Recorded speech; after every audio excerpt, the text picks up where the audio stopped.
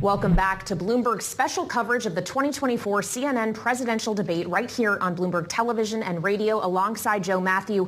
I'm Kailey Leinz, and we just witnessed 90 minutes of debate between a current and former president for the first time in history, a debate in which the incumbent Joe Biden often struggled, stumbling over his words, misstating figures at times, freezing at one point, whereas Donald Trump, who did appear this evening, Joe, much more energetic and forceful, often said things that were not factually correct. Joe Biden continually accused him of lying, and yet with a hoarse voice that many in the Democratic Party are now attributing to a cold, Joe Biden at 81 perhaps played into fears about his age this evening. Yeah, this is an interesting exercise. We're probably going to hear a lot more about performance than we are about substance following 90 minutes. To Kailey's point there, we had one break in the middle of this exercise, one toward the end before closing statements. The president actually seemed to struggle through his closing statement even, which is an opportunity to get into something that would be more rehearsed. But look, the CNN moderators who we just watched and listened to did not make any attempt to fact check either of the candidates here. And I guess that will be the job of our panel, Kailey. Yeah, of course, Joe Biden did at times attempt to fact-check Trump, at least accusing him of lying, not always, though, providing what he says are actually the facts. And many times, interestingly, these candidates were asked questions that they simply just did not answer, talking about other subjects entirely. Donald Trump did that on multiple occasions when asked if he would accept the results of the election. It took multiple tries from the moderator, and he said ultimately not yes or no, but if it's a fair and legal election, absolutely. We're going to walk you through some of the highlights, if we can call them that, of this first debate in the cycle, and we'll have analysis ahead with Rick Davis and Kristen Hawn. First, though, let's check in on the spin room in Atlanta with Bloomberg's correspondent David Gura, who is there on the ground. So, David, that was something to behold. At times, frankly, it was uncomfortable. How do things feel in the spin room in the aftermath? Yeah, I think the two of you have laid that out just as I witnessed it. It was a really stark contrast, and there were moments that were, as you said, quite awkward. The contrast really stark between these two candidates in terms of their presentation. You know, I think that's something interesting. You mentioned that there wasn't any fact-checking. You did notice that with the former president, with Donald Trump, when asked a question, he would often take that moment to go back to something else that was talked about in the question before that. And I did note a few times that Dana Bash reintroduced the question, saying, no, this is what we're talking about now, and give him another opportunity to do that. But I agree with your assessment, too, that we didn't get a whole lot of substance here, or substance that was new. I think of sort of ways that President Trump in particular reframed things that were novel, particularly when it comes to January 6th. Yes, there is what we've heard from him before about those who participated in that insurrection, in that action on Capitol Hill, but then kind of using January 6th as this kind of pivot moment for the economy and all that he inherited then, and sort of what happened on January 6th to the economy and the country as a whole was a, shall we say, creative spin on what happened on that day. A bit of news also from the former president on abortion. Of course, that's been in the news so much over these last few weeks, and we had that Supreme Court decision this week on the heels of the reporting that Bloomberg did yesterday about the Supreme Court allowing abortions in emergency circumstances to happen in Idaho. You did have Donald Trump on the record today, again, saying that he defers to the states, but says that he is a candidate who's in favor of exceptions in a kind of Reaganite mold, as he put it. That's what stood out to me. I noted with Donald Trump in particular, there were 3 or 4 things he kept coming back to. That, of course, the migrant crisis as he sees it, quantity of people coming into this country, he blaming Joe Biden for that, and talking a bit about sort of what he inherited, what Joe Biden inherited was this great economy, this great country. Let's talk about creative spin for a moment, David, because you're right in the middle of it here as you join us live from the spin room. This is great, giving us a little bit of a walk around. How are the two campaigns representing themselves? This is a pretty quiet spin room, if we can be honest, before the debate started. What are you seeing around you now? Yeah, it is a bit quiet, and once it ended, there was an eerie quiet to the room as well, but you have Matt, our cameraman, focusing here on Sarah Huckabee Sanders, who is speaking to reporters now. On the floor here now, filling up with more reporters and more surrogates. Let me see if I can get my microphone a bit closer and we can pick up anything that she's having to say here, Joe. If you just wait with us. Looks like Elise Stefanik. It's a clear contest, and it's a win overwhelmingly for President Trump. Forgive me, yes, I saw her from afar. President Biden will still be the Democratic nominee by the time we get to November? He is the Democratic nominee. He will be on the ballot, and we are going to defeat him this November and elect President Trump, the next president of the United States. And the American people see crystal clear Joe Biden's failed policies, whether it's the border crisis, Biden inflation, or his weak role as commander-in-chief leading to chaos and weakened national security. This was an absolute overwhelming knockout victory by President Trump against a failed, feckless, and weak Joe Biden. Just step away here as she continues. Again, that's Elise Stefanik, the congressman from New York. And as I kind of walk around the floor to see who else is out here, she principally there, the only surrogate that I'm seeing on the floor right now. But just picking up there on what she's saying about the economy. Again, that was something I think that the former president returned to time and time again. And you saw, as you mentioned at the top, Joe Biden, the current president, trying to contextualize sort of the economy that he inherited when he was president. I found it kind of halting in the way that he was able to deal with that issue too. David, that was great. Thanks for the peek behind the curtain there. Bloomberg's David Gura with us in the spin room. These are the conversations that are going to lead to the coverage tomorrow, and you just got a nice peek at it right there as we now reassemble our political panel. Rick Davis, Republican strategist and partner at Stone Court Capital, is with us, along with Democratic strategist Kristen Hawn, partner at ROKK Solutions. All right, guys, we need some honest talk here about what we just saw. Both of your phones were blowing up through that whole debate, as you heard from your colleagues from both sides of the aisle. Kristen, all anyone's talking about is Joe Biden's voice tonight. I think it was unfortunate that he had a cold and that the delivery may not have been what we wanted. But honestly, the thing that struck me the most was just, Trump might have been delivering, had a more booming voice, but I was trying to take notes of all the lies he was saying, and then my hands started hurting. So, it's really remarkable. He's taking credit for the insulin prices going down, again making claims that the election was a fraud, wildly wrong claims about women in healthcare. And it's funny because I'm like, if we're talking about, as your correspondent mentioned just a second ago, he made news saying he would be okay with exceptions for rape and incest and that type of thing. But we just saw the man lie for an hour and a half. Blatant lies, and we'll see all of that debunked in the next, if you don't already know, over the next several days. So why would we ever believe him? Why would any woman ever believe him? I certainly don't. I also thought it was interesting that he kept saying that, and it's a big point in his campaign, that he talks about how the president's, weaponizing the judicial system and coming after him. But he actually said, and I quote, he has no idea what these cases even are.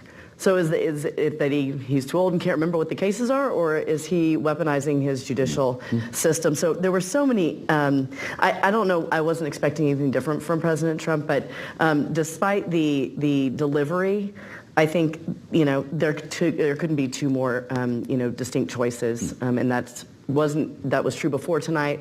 It's still true now, and it'll be true tomorrow.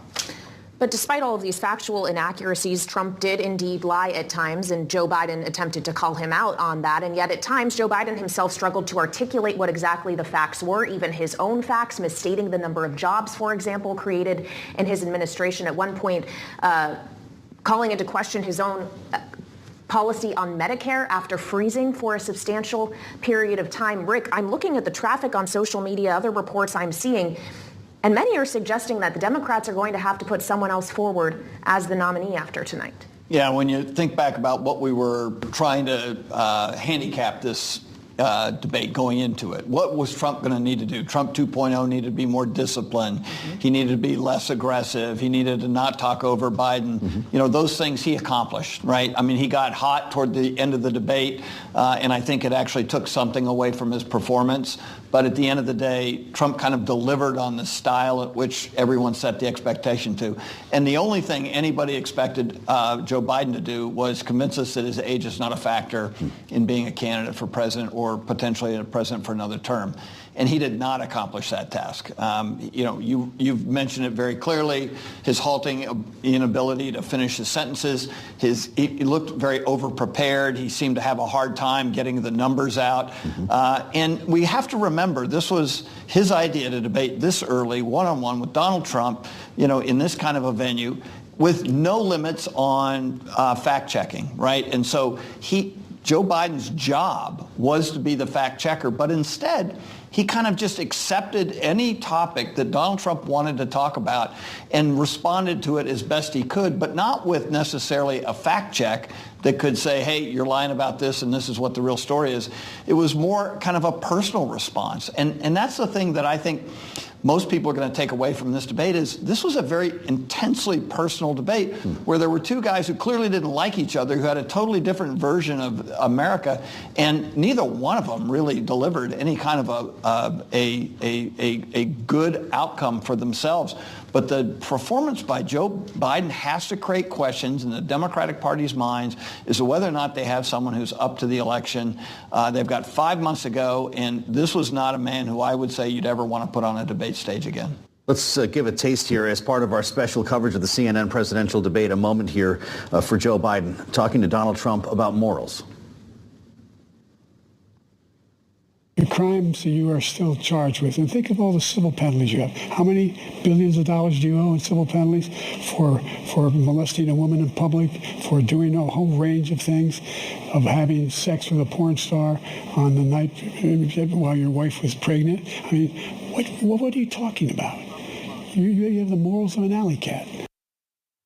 An alley cat, Kristen. I'm not sure how many 20-somethings have ever heard that word used in that way. When you listen to him speaking so quickly like that, sometimes not able to get all the words out, coupled by the voice that was struggling with a cold, freezing up at times, a halting performance, as we heard from a couple of folks. Democrats are going to be upset about this, worried about this tomorrow. How can you with a straight face tell people that he's going to be in good shape 4 years from now running this country? I mean, I think also, in addition to that, he was trying to fit too many things into his answers, right? I mean, Trump is really good at taking one idea and running with it. Whether that's true or not, usually mostly false. But trying to fit too much, and if you're quiet and you don't have that booming voice, then it's hard for people to hear. Well, there were a lot of questions about his travel schedule. He was in 3 different time zones over the last 2 weeks. Was that a fail? On his staff's part? He's the president of the United States. I wouldn't presume to know exactly where and when he needs to be where he needs to be. But he'll have some work to do after this.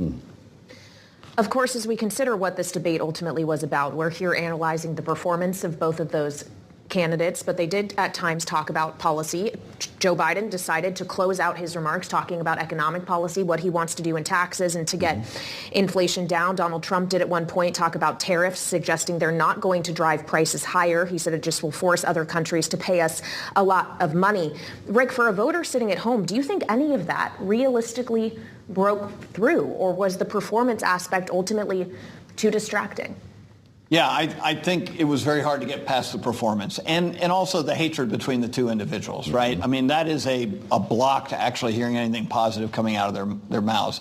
They talk to each other more than they talk to the American people. And that was a stark departure from Joe Biden 4 years ago, where he would take time to look directly into the camera and talk directly to the American people about issues he thought were important.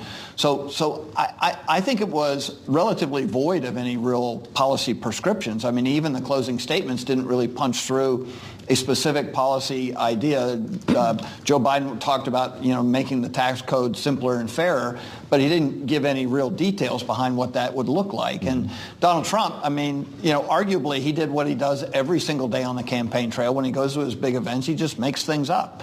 And he talks about how great they are. And I'm sure his campaign was cringing when he got into, a contest of wills over who's got the better golf game and how many country club championships he just That was a moment. Just won. And so I don't think either one of them distinguished themselves particularly well. I mean, the idea that we're even talking about Donald Trump winning a debate is because it was such a disastrous performance by Joe Biden. And so if you were an independent voter, a swing voter from one of the key states looking into this debate saying, who's got something that I can latch onto that I'm going to be, excited about voting for, I don't think either one of them were able to accomplish that goal. And if anything, I wouldn't be surprised that the double haters get bigger, not smaller, as a result of this debate. Now, that's saying something. It plays poorly for both candidates, in your opinion. By the way, our Atlanta bureau chief in the room says no Democratic surrogates on the spin room floor right now. Kristen, how long is it going to take the party